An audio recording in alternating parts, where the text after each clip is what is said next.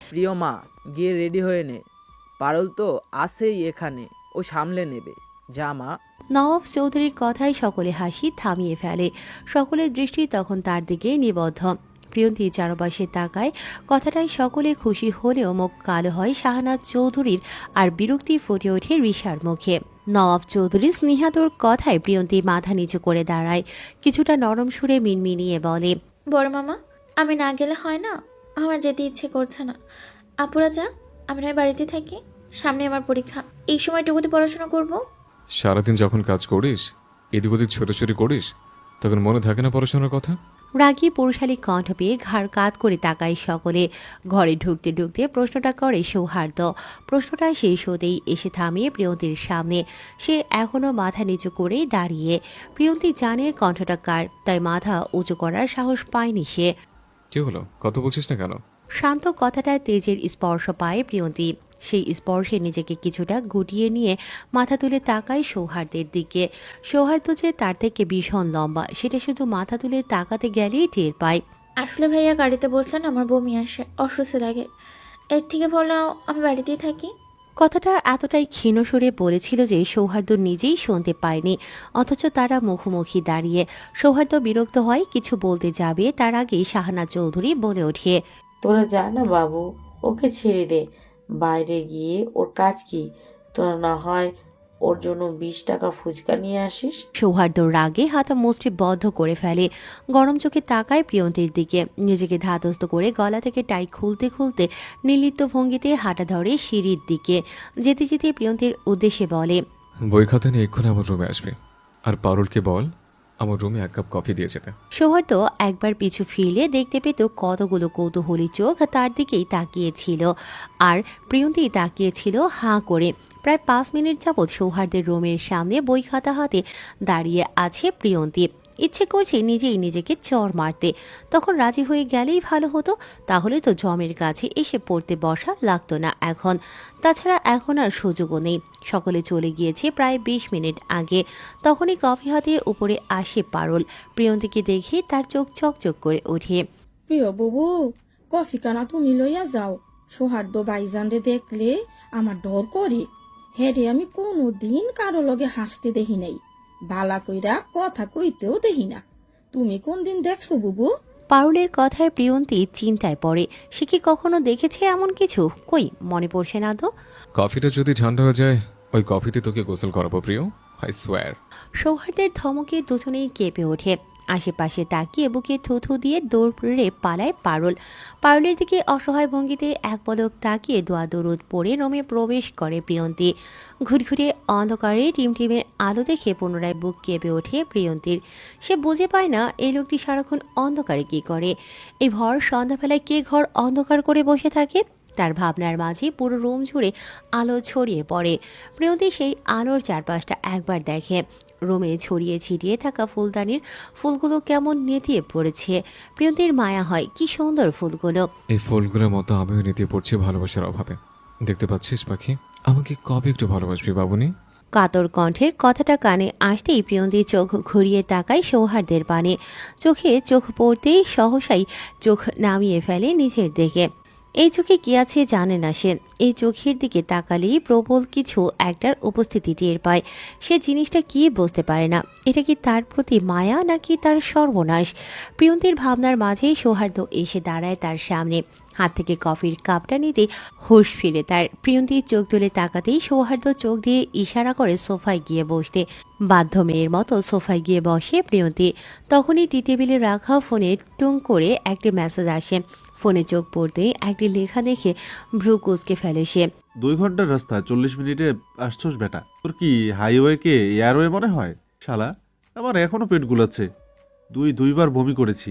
দেখিস ফুচকা খেয়ে যদি তোর পেট খারাপ না হয়, তবে আমি আমার নাম পাল্টে কুদ্দুস মামার চটপটি ও ফুচকা হাউস রাখবো। মেসেজটা দেখে প্রিয়ন্তী তৎক্ষণাৎ চোখ সরিয়ে নেয়। অন্যের মেসেজ দেখে নেয়ার লজ্জায় মাথা নিচু করে ফেলে। তবে ফোনের ওয়ালপেপার দেখে কিছুটা বিস্মিত হয় সে। গাঢ় নীল রঙের হাঁটু সমান সুতি ফ্রক পরা একটা বাচ্চা মেয়ে নিচু হয়ে ফুল কুড়াচ্ছে। তার পিঠ সমান বাদামি চুলগুলো বাতাসে উড়ছে। ছবিটা পেছন সাইড থেকে তোলার কারণে ফর্সা হাত পা ছাড়া তেমন কিছুই বোঝা যাচ্ছে না, তবে ছবিটা এতটাই সুন্দর যে কেউ বিমোহিত হয়ে তাকিয়ে থাকতে বাধ্য। মেসেজের শব্দ পেয়ে এগিয়ে আসে সৌহার্দ্য। মগটাকে টেবিলে রেখে টুপ করে বসে পড়ে প্রিয়ন্তীর পাশে। প্রিয়ন্তী কিছুটা সরে যেতেই মাথা নিচু করে হাসে আর মনে মনে বিড়বিড়ায়। ফুলমতি বউ। মেসেজ চেক করতে গিয়ে ছবিটার দিকে এক পলক তাকায় সৌহার্দ্য। সেই ছবিতে চোখ রেখে বলে, সেদিন ফুলকরণের সাথে সাথে আমার মনটা কুড়িয়ে নিয়েছিলে, যেটা আজও ফেরত পাইনি। তবে এবার একটার পরিবর্তে দুটো মন ফেরত নেব, বুঝছিস পাখি? বলেই ঘাড় কাত করে প্রিয়ন্তীর দিকে তাকায়। প্রিয়ন্তীর বন্ধ হয়ে আসা দমটা যেন পুরোপুরি বন্ধ হয়ে যায়। সৌহার্দ্যকে এতটা কাছাকাছি বসতে দেখে ভয়ে হাত পা অসাড় হয়ে আসছে তার। শরীরটা অমৃত কাঁপছে হয়তো। আচ্ছা, সে যদি মাথা ঘুরিয়ে পড়ে যায় তাহলে কোথায় গিয়ে পড়বে? ফ্লোরে নাকি সৌহার্দ্য ভাইয়ের বুকে? প্রিয়ন্তীর হাবভাব লক্ষ্য করে সৌহার্দ্য পুনরায় মিটিমিটি হাসে আর ক্ষীণ সুরে বলে, ভয় না কাঁপিয়ে একদিন তোকে আমার ভালোবাসা কাঁপাবো, দেখে নিস। ভোরের আলো ফুটতেই পাখির কিচিরমিচির শব্দে ঘুম ভেঙে যায় প্রিয়ন্তীর। লেপের নিচ থেকে মুখ বের করে চোখ পিটপিট করে তাকাতেই টিনের চালের ঝুলন্ত ফ্যানটা নজরে আসে তার। ফ্যানটির রং ক্যাটকেটে লাল। প্রতিদিন ঘুম থেকে উঠেই তাকে এই রংটি দেখতে হয়, ফলে সহসাই তার মুখে বিরক্তি ভাব ফুটে ওঠে। বিরক্তি ভাব মুখে রেখেই অলস ভঙ্গিতে শোয়া থেকে উঠে বসে প্রিয়ন্তী। শীতের সর্বাঙ্গ তীর তীর করে কেঁপে উঠতেই আলতো করে লেপটা পুনরায় বুক বরাবর টেনে নেয়। সেভাবে অলস ভঙ্গিতে ঝিমায় কতক্ষণ। কাল রাতে বেশ দেরি করেই ঘুমিয়েছিল সে, যার দরুন চোখ জোড়া বারবার নিভু নিভু হয়ে আসছে ঘুমে। সারাদিন ব্যস্ততার কারণে পড়াশোনা করতে পারবে না সেটা খুব ভালো করেই জানে, তাই উপায়ন্তর না পেয়ে রাত 2টো পর্যন্ত পড়াশোনা করেছে। এত রাত পর্যন্ত পড়েও একটা মডেল টেস্ট সম্পূর্ণ শেষ করতে পারেনি। এখন যে পড়তে বসবে সেই সময়টুকুও নেই। ঘড়ির দিকে তাকাতেই দেখতে পায় 6টা বেজে 45 মিনিট। প্রিয়ন্তী তড়িৎ বেগে উঠে বসে, ঝটপট চুলগুলো হাত খোপা করে নেয়। লেপ সরিয়ে পা দুটো নামাতেই ঝুমঝুম শব্দে থেমে যায় সে। দাঁড়ানো অবস্থায় পাজামার নিচের অংশ উঁচু করে মাথা নুইয়ে তাকায় সেদিকে। তার ফর্সা পা জুড়ে ভারী কাচের একজোড়া নূপুর ছন্দ তুলছে। বিস্ময়ে খাটে বসে পড়ে প্রিয়ন্তী। বিস্মিত ভাব নিয়ে পা দুটো দুলায় অনবরত। তাতেই পুরো রুম জুড়ে পুনরায় ঝুমঝুম শব্দ ছড়িয়ে পড়ে। সে মুগ্ধ নয়নে তাকিয়ে দেখে সেই নূপুর জোড়ার ঝনঝনানি। তার মায়ের দেয়া নূপুর জোড়া পা থেকে খুলেছে বছর 5 আগেই। সে বড় হওয়ার সাথে সাথে নূপুর জোড়াও যে ছোট হয়ে যাচ্ছিল। নূপুর জোড়ায় চোখ রেখে চিন্তায় পড়ে প্রিয়ন্তী। এই নূপুর জোড়া কে দিয়েছে বুঝতে পারছে না সে, কখনই বা দিল? সেই ঘুমানোর আগেও তো এটা ছিল না। তবে কি সে ঘুমিয়ে পড়ার পর কেউ এসেছে তার ঘরে? চিন্তা কেটে ভয়েরা বাসা বাঁধতেই ঘড়ির অ্যালার্মে ঘোর কাটে প্রিয়ন্তীর। চোখ ঘুরিয়ে তাকাতেই দেখতে পায় 7টা বাজে। সহসাই সকল চিন্তা ঝেড়ে মাথার ঘোমটা টেনে এক ছুটে দৌড়ে যায় রান্নাঘরে। আজ শুক্রবার হওয়ার দরুন প্রান্ত বেশ দেরি করেই ঘুম থেকে উঠেছে। ফ্রেশ হয়ে নিচে নামতেই চোখ যায় রান্নাঘরে। দূর থেকে দেখতে পায় প্রিয়ন্তী 2 হাতে আটা মাখাচ্ছে আর তার পাশেই পারুল বাটিতে আলু কাটছে। প্রান্ত এগিয়ে গিয়ে টি টেবিলে থেকে পত্রিকা তুলে নেয়। সেটিতে মুখে সামনে মেলে ধরে ধীর পায়ে এগিয়ে আসে রান্নাঘরে। প্রিয়ন্তীর মুখ বরাবর সেলফের সাথে হেলান দিয়ে দাঁড়ায়।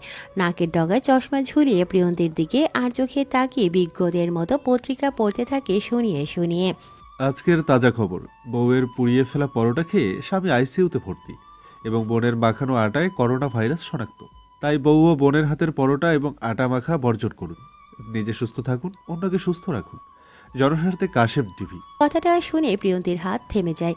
ঘাড় বাঁকিয়ে বিস্মিত চোখে তাকায় প্রান্তের দিকে। সেই চাহনিতে প্রান্তের হাসি পায়। পত্রিকায় মুখ লুকিয়ে মুচকি হাসে সে। নিজেকে ধাতস্থ করে মুখ তুলে তাকায়। নাকের ডগায় চশমাটা চোখে ঠেলে দেয়। ততক্ষণে পারুল হন্তদন্ত হয়ে প্রান্তের সামনে এসে দাঁড়ায়। ওড়নায় হাত মুছতে মুছতে ব্যাকুল কণ্ঠে বলে, প্রান্ত ভাইজান, কাশিম টিভি কোনটা? আমি তো জনস্বার্থে বিটিভির কথা শুনছি, কাশিম টিভির কথা তো শুনি নাই। ওইখানে কি শাপিক খানের ছবি দেয়? পারুলের কথায় প্রান্ত ফিক করে হেসে ফেলে। এই মেয়েটা প্রিয়ন্তীর থেকেও বাচ্চা, বোকা বাচ্চা। মুখে হাসি রেখেই প্রান্ত 2 কদম এগিয়ে যায় পারুলের দিকে। মাথায় হাত রাখে নরম কণ্ঠে বলে, আগে গরম গরম 1 কাপ কফি বানিয়ে দে। এক্ষুনি খোঁজ নিয়ে দেখছি কাশেম টিভিতে শাকিব খানের ছবি দেয় কিনা। বলেই হাসতে হাসতে সোফায় গিয়ে বসে। প্রিয়ন্তী প্রথমে না বুঝলেও পরবর্তীতে বুঝেছে প্রান্তের কথার মানে, তাই সেও প্রান্তের কথায় মিটিমিটি হাসে। তখনই জগিং শেষে বাড়িতে প্রবেশ করে সৌহার্দ্য। রান্নাঘর আর দরজা মুখোমুখি হওয়ায় চোখ চলে যায় প্রিয়ন্তীর দিকে, যে দুহাতে আটা মাখাচ্ছে আর কপালের উপরে পড়ে থাকা চুলগুলো হাতের উপরি ভাগ দিয়ে সরানোর চেষ্টা করছে, যার দরুন তার মুখে বারবার বিরক্তি ফুটে উঠছে।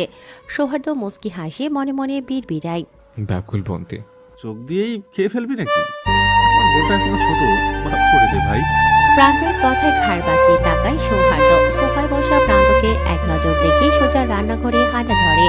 সৌহার্দ্য চলে যেতেই প্রান্ত মুখের সামনে পত্রিকা ধরে সৌহার্দ্যের উদ্দেশ্যে নিচু স্বরে গাইতে শুরু করে।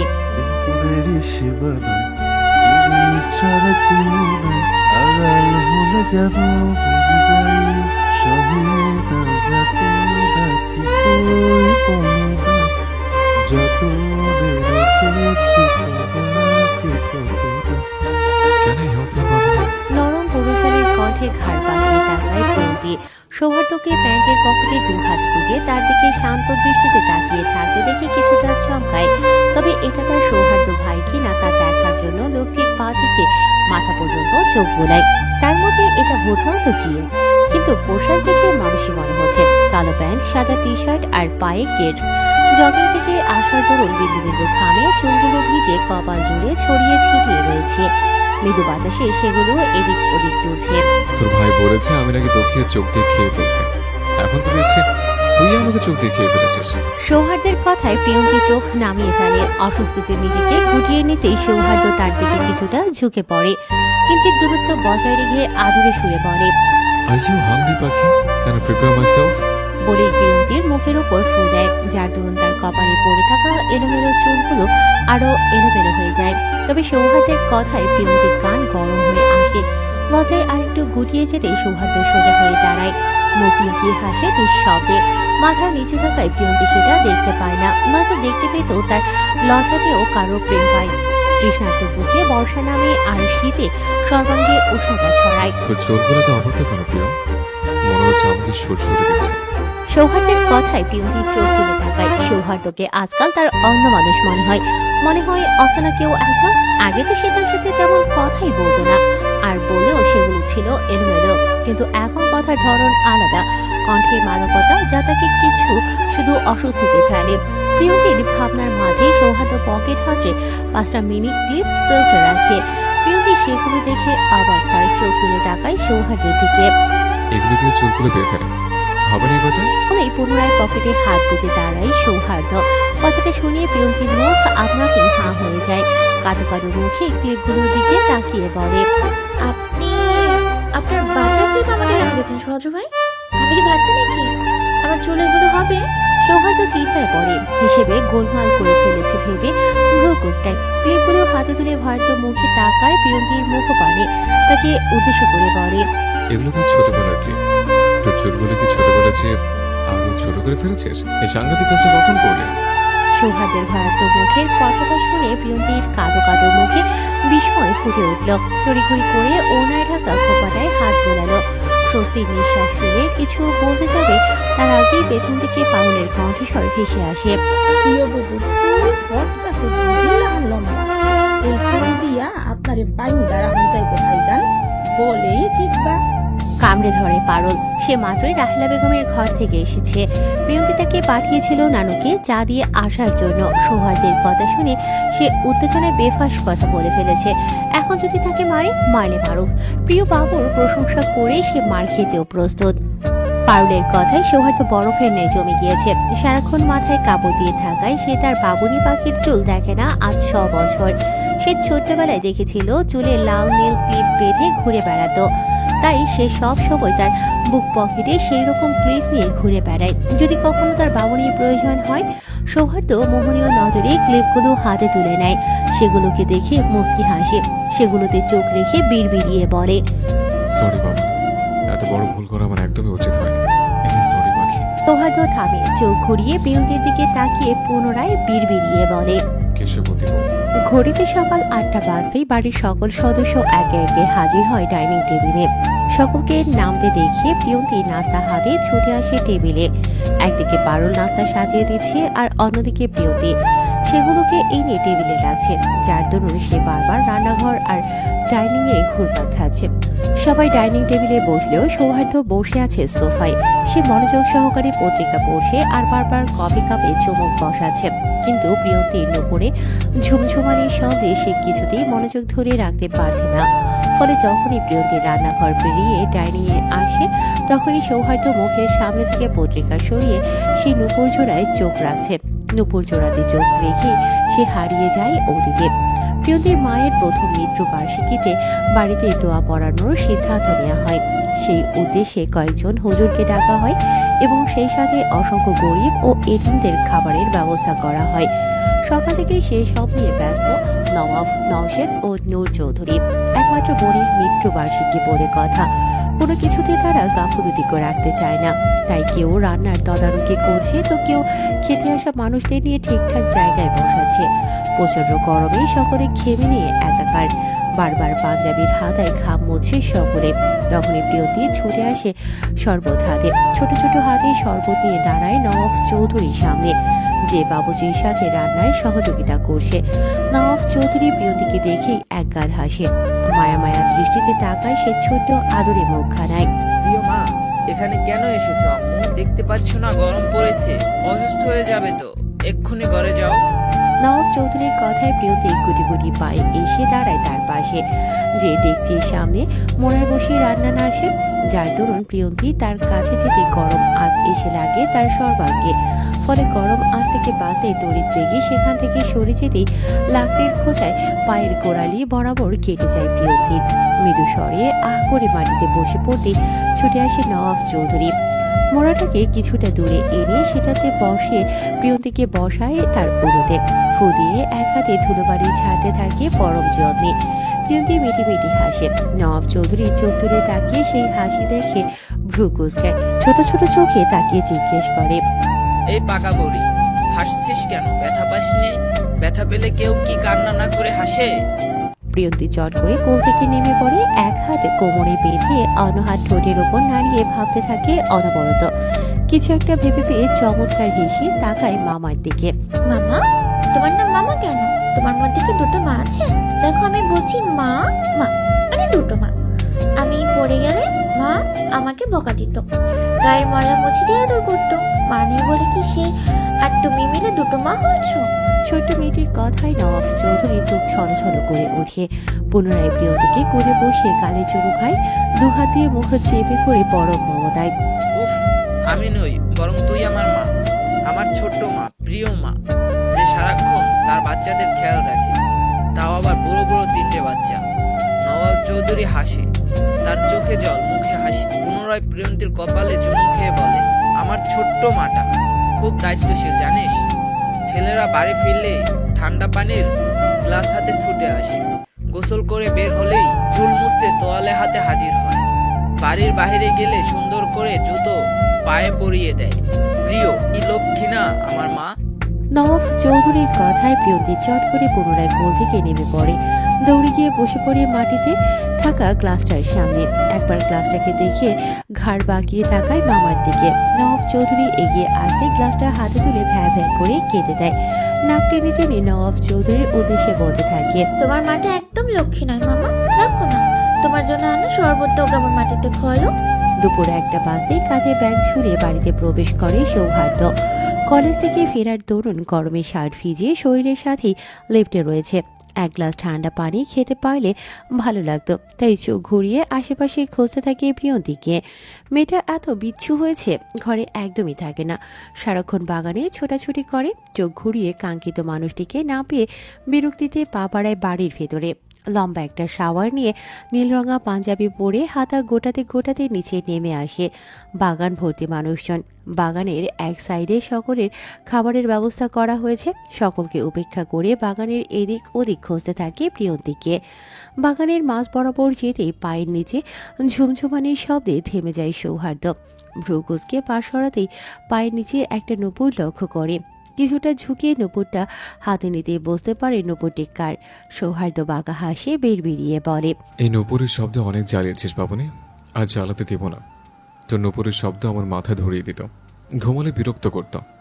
এবার দেখব কি করে আমাকে বিরক্ত করিস। আজ থেকে এটা আমার আমানত। বলেই নুপুরটাতে চুমু খায়। নিজেকে ধাতস্থ করে পুনরায় খুঁজতে থাকে প্রিয়ন্তীকে। কলেজে যাওয়ার আগেও প্রিয়ন্তীকে দেখে যেতে পারেনি, এখনও খুঁজে পাচ্ছে না। সৌহার্দ্য অস্থির হয়, কোথায় গেল মেয়েটা। খুঁজতে খুঁজতে সৌহার্দ্য এসে দাঁড়ায় বাগানের ডান দিকটায়, যেখানে প্রিয়ন্তীর মায়ের কবর। কবরের ওপর কেমন শিউলি ফুল বিছিয়ে আছে, যেন ফুলের বিছানা। সৌহার্দ্যের চোখ যায় দূরে মাটিতে বসে হাঁটুতে মুখ গুজে রাখা একটি মেয়ের উপর। সৌহার্দ্য বুঝতে পারে মেয়েটিকে। সহসাই তার মুখে হাসি ফুটে ওঠে। গ্রীষ্মের রোদে তার বাদামি চুলগুলো ঝলঝল করছে, সাথে মৃদু বাতাসে সেগুলো দোল খাচ্ছে। সাদা রঙের জামাটি মাটিতে মাখামাখি। সৌহার্দ্য বিরক্ত হয়, দৌড়ে ছুটে যায় প্রিয়ন্তীর কাছে। বিরক্তিতে হাঁটুর উপর ভর দিয়ে ঝুঁকে দাঁড়ায় প্রিয়ন্তীর পেছনে। মাটিতে এমন গড়গড়ে খাচ্ছিস কেন প্রিয়? কবে বড় হবি তুই? তুই বড় হতে হতে আমি না বুড়ো হয়ে যাই, তখন বিয়ে করবি আমায়? সৌহার্দ্যের ডাকে প্রিয়ন্তী মুখ তুলে ঘাড় বাঁকিয়ে তাকায়। পিছু ফিরতেই সেই মুখ দেখে সৌহার্দ্যের হৃদয় ছ্যাদ করে ওঠে। প্রিয়ন্তীর চোখজোড়া জলে ঠই ঠুম্বর, নাকের পাটা লাল হয়ে আছে। কান্নার দরুন চোখের জল শুকিয়ে গালে দাগ বসিয়ে রেখেছে। সৌহার্দ্য সোজা হয়ে দাঁড়ায়, পকেটে হাত গুজে প্রিয়ন্তীর সর্বাঙ্গে চোখ বোলায়। হাঁটু সমান সাদা ফ্রকটির নিচে রক্ত লেগে আছে। পা ভাঁজ করে বসায় গোড়ালির রক্ত জামায় লেগেছে। রাগে পকেটে গুজে রাখা হাত জোড়াকে মুষ্টিবদ্ধ করে ফেলে সৌহার্দ্য। এমনটা কি করে হলো, কে করেছে? ভাবতেই দৌড়ে এসে সৌহার্দ্যর কোমর জড়িয়ে ধরে প্রিয়ন্তী। মেয়েটা তার কোমর সমান হয়। তাদের উচ্চতার পার্থক্য দেখে সৌহার্দ্য রাগ ছেড়ে মুচকি হাসে আর কাতর কণ্ঠে বিড়বিড়িয়ে বলে, আমার হার্টবিট মাপার জন্য হলেও তোকে আমার বুক অব্দি পড়তে হবে। এটুকুতে আমার পোষাচ্ছে না বাবুনি, জলদি বড় হয়ে যায় না প্রিয়। প্রিয়ন্তী দূরে সরে যেতেই ঘোর কাটে সৌহার্দ্যের। পকেট থেকে হাত বের করে দুপা এগিয়ে গিয়ে হাঁটু গিরে বসে প্রিয়ন্তীর সামনে। এক হাত কাঁধে আর অন্য হাত গালে রেখে চিন্তিত কণ্ঠে জিজ্ঞেস করে, কি হচ্ছে প্রিয়? কাঁদছিস কেন? কেউ বকেছে? চোখ নিচু করে তাকায় প্রিয়ন্তীর কাটা স্থানে। চোখ উঠিয়ে পুনরায় জিজ্ঞেস করে, ব্যথা পেয়েছিস কিভাবে? সৌহার্দ্যের কথায় প্রিয়ন্তীর চোখ তুলে তাকায়। গালে রাখা হাতটা টেনে নিয়ে পাঞ্জাবির হাতায় নাক মোছে। সৌহার্দ্য মাথা নিচু করে হাসে আর মনে মনে বিড়বিড়ায়, অধিকারিণী। আমাকে কেউ বকেনি সহজ ভাইয়া, ব্যথাও পাইনি আমি। আমার নূপুর হারিয়ে গিয়েছে। বলেই মাথা নিচু করে তাকায় পায়ের দিকে। পায়ের দিকে তাকাতেই পুনরায় চোখ ভিজে ওঠে প্রিয়ন্তীর। ঘাড় বাঁকিয়ে তাকায় মায়ের কবরের দিকে। আম্মু তো কবরেই শুয়ে আছে, তাহলে আমাকে নূপুর কিনে দিবে কে? প্রিয়ন্তীর প্রশ্নে সৌহার্দ্য উঠে দাঁড়ায়। আগের জায়গায় গিয়ে পুনরায় হাত গুজিয়ে প্যান্টের পকেটে। প্রিয়ন্তীর মায়ের কবরে চোখ রাখে কিছুক্ষণ, যেন খুব মনোযোগ দিয়ে একটি মায়ের আর্তনাদ শুনছে। মেয়ের আবদার পূরণ করতে না পারার আর্তনাদ। আমি কিনে দেব প্রিয়, আমি দেব। তোর মা বাবা দুটি আমি হয়ে উঠব, মিলিয়ে নিস বাবুনি। কিন্তু কথাটা এতটাই ক্ষীণ ছিল যে সে কথা প্রিয়ন্তীর কান অব্দি পৌঁছয়নি। মুনাফ, এখানে কি করছিস? আমাদের সাথে আয়, একসাথে নাস্তা করি। প্রান্তের ডাকে ঘোর কাটে সৌহার্দ্যের। অতীত থেকে বেরিয়ে এসে মুচকি হাসে। সে তার কথা রেখেছে। প্রিয়ন্তীকে নূপুর কিনে দিয়েছে, তাও প্রথমবার অফিসিয়ালি সিও হওয়ার বেতনে। সে এই দিনেরই অপেক্ষায় ছিল, কিন্তু তার বাবুনি পাখি কি বোকা। সে হয়তো এখনো বোঝেইনি তার পায়ের নূপুর জোড়া রূপার নয় স্বর্ণের। তখনই প্রিয়ন্তী ঝুমঝুম পায়ে এসে দাঁড়ায় সৌহার্দ্যের সামনে। মাথা নিচু করে কফির কাপটা নিয়ে চলে যায় রান্নাঘরের উদ্দেশ্যে।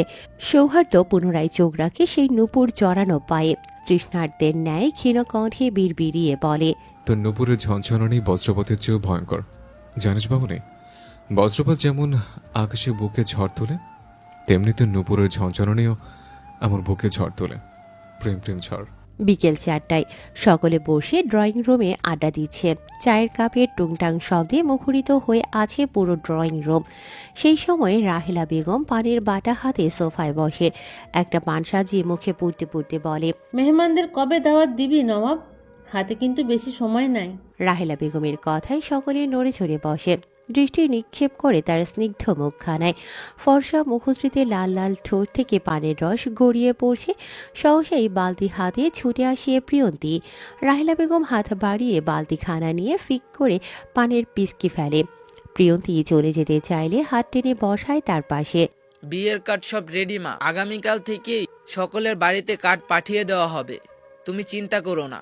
নবাব চৌধুরীর কথায় সারা কোনোই দিয়ে মিহিকে খোঁচা মারে। মিহি লজ্জায় মাথা নিচু করে ফেলে। আমাকে একটা কার্ড দিস তো, আমার একটা বিশেষ অতিথি আছে। রাহেলা বেগমের কথায় সকলে ভ্রু কুঁচকে তাকায়। আজ পর্যন্ত তার কোনো অতিথি এই বাড়িতে আসেনি, তাহলে আজ অতিথি আসলো থেকে? সকলে বিস্মিত চোখ দেখে রাহেলা বেগম পুনরায় বালতিতে পানির পিসকি ফেলে। হাতে থাকা রোমালে ঠোঁট মুছে সন্তর্পণে। আমি প্রিয়র বাবাকে দাওয়াত করতে চাইছি। সে কি একবারও তার মেয়েকে দেখতে আসবে না? আজ 10 বছর হলো প্রিয় এই বাড়িতে এসেছে। আমার মেয়েটাও মারা গেল, অথচ সে একবারও খোঁজে আসেনি। আমি চাই সে একবার অন্তত আসুক, তার ছোট্ট মেয়েটাকে দেখুক। তাছাড়া মেয়ে বড় হচ্ছে, বিয়েও দিতে হবে, তখন তো বাবার পরিচয় লাগবে নাকি? রাহেলা বেগমের কথায় নওশেদ চৌধুরী রেগে যায়। ভাষার গতি হারিয়ে গালি দিতে থাকে অগণিত। নওয়াব চৌধুরী তাকে ঠান্ডা করে। তার মা একরোখা মানুষ, সে জানে। তাই যেভাবেই হোক তার মায়ের কথা তাদের রাখতেই হবে। প্রিয়ন্তী মাথা নিচু করিয়ে সব শুনছিল এতক্ষণ। সেও চায় তার বাবা আসুক, তাকে নিয়ে যাক এই নরক থেকে। কিন্তু সে যেতে পারবে তো? তার মায়ের কবরটা যে এই বাড়িতেই। তাছাড়া তার তো তার বাবার চেহারাটাই মনে নেই। সে ছোট্টবেলায় দেখেছিল। তার বাবা যদি কখনো আসে সে চিনতে পারবে তো তাকে? আচ্ছা মা, আমি দেখছি কি করা যায়, তুমি চিন্তা করো না। রেদোয়ানের ঠিকানা বের করে সময় মতো বিয়ের কার্ড পাঠিয়ে দেব। নওয়াব চৌধুরীর কথায় নওশেদ চৌধুরী রেগে হনহনিয়ে বাড়ি থেকে বের হয়ে যায়।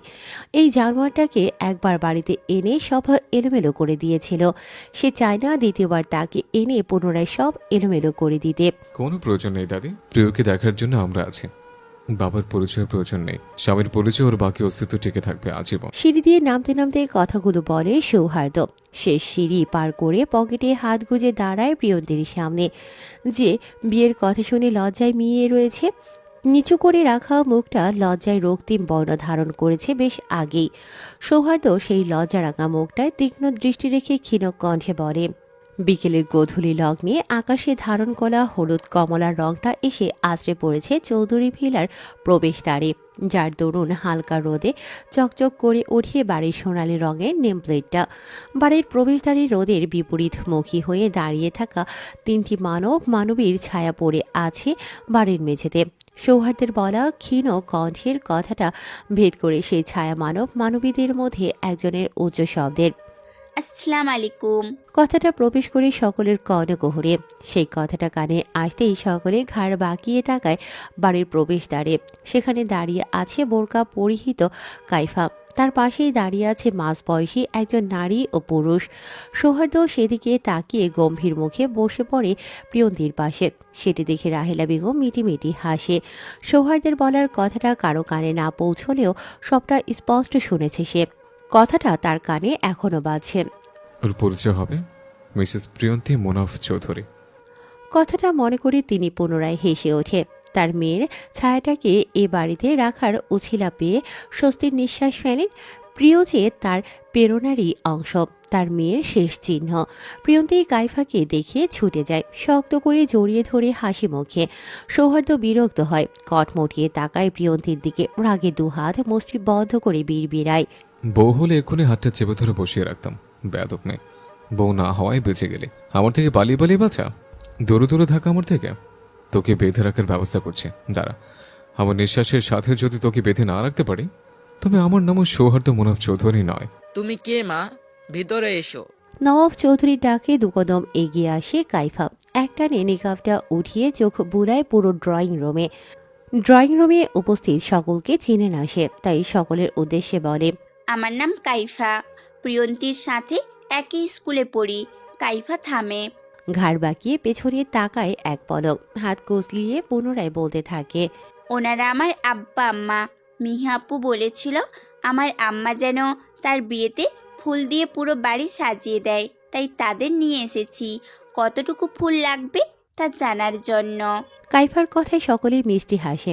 বাড়ির ডেকোরেশন নিয়ে তাদের এখনো কোনো প্ল্যান হয়নি। এই ব্যাপারটা মিহির হাতে থাকায় সকলে চিন্তামুক্ত হয়। যার বিয়ে সে না হয় সব দেখে শুনে নি। ঠিক আছে মা, তোমরা তাহলে সব দেখে নাও। আমরা বুড়ো মানুষ, এইসবের আর কি বুঝি। আমার মেয়েটা যেভাবে যেভাবে চায় সবটা সেভাবেই করবে, নয়তো দেখবে বিয়ের দিন গাল ফুলিয়ে বলবে, বাবা, সাজটা আমার পছন্দ হয়নি, আমি বিয়ে করব না। নওয়াব চৌধুরীর কথায় সকলে উচ্চ শব্দে হেসে ওঠে, কিন্তু মিহি উঠে এসে অশ্রুভেজা চোখে তার বাবাকে জড়িয়ে ধরে আহ্লাদে কণ্ঠে বলে, তোমাদের ছেড়ে আমি কোথাও যাব না বাবা, আমাকে তোমাদের সাথেই রেখে দাও প্লিজ।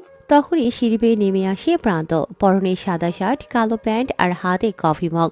কফিতে চুমুক দিতে দিতে গিয়ে বসে মিহির সামনে থাকা সোফায়। মিহির সব কথাই সে নামতে নামতে শুনেছে।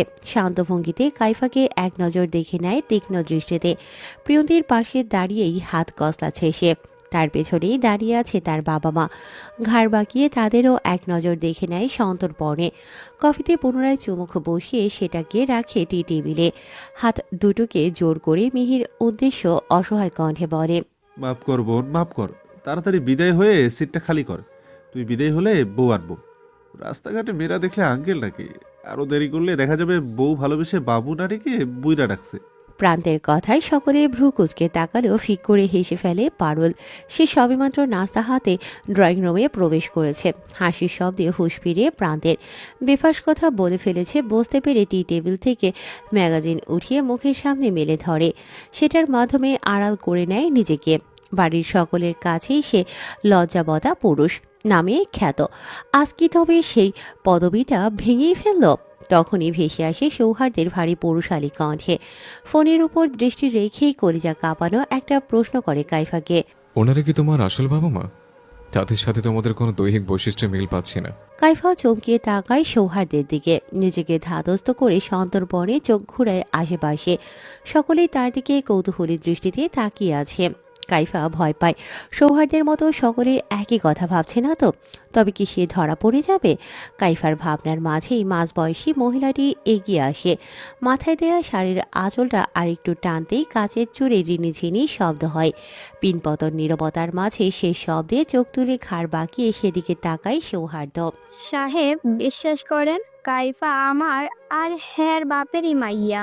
আমরা সারাদিন থাকি রইদে আর ধুলা মাটিতে, সেলাই গা আমাগো শরীর জইলা কালা হইয়া গেছে। সকল সময় পরিষ্কার লাগে দেখতে, কিন্তু আমাগো মাইয়ারে আমরা এইসবের আজও লাগতে দেই না। দেখেন না কি সুন্দর ফকফকা সাদা আমাগো মাইয়া, পুরা কোরিয়ান না? মহিলাটির কথায় কাইফা বিষম খায়। কেশে উঠতেই প্রিয়ন্তী ছুটে যায় পানি আনতে।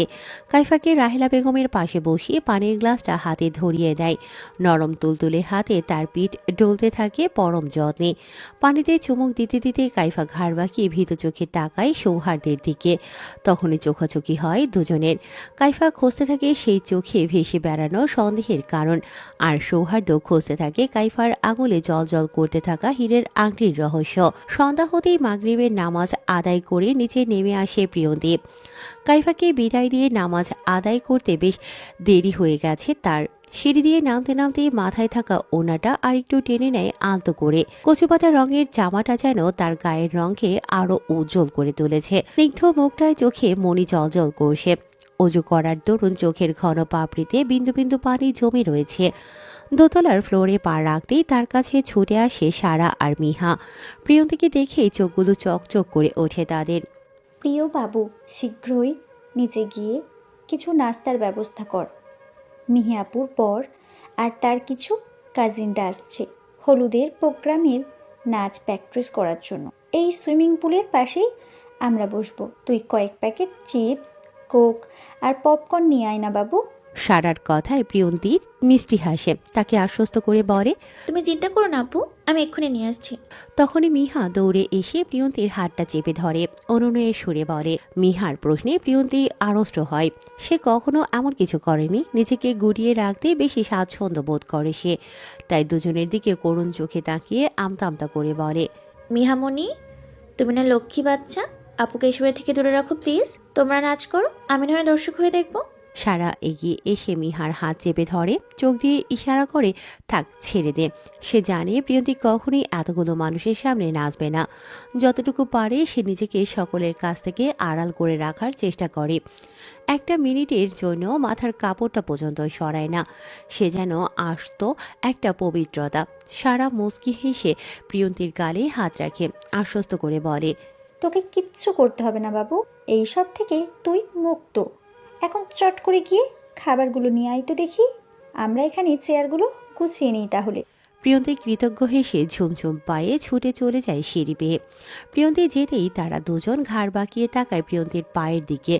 মুগ্ধ নয়নে একে অপরকে জিজ্ঞেস করে, হ্যাঁ, যেন খুব যত্ন সহকারে তার জন্যই বানানো হয়েছে।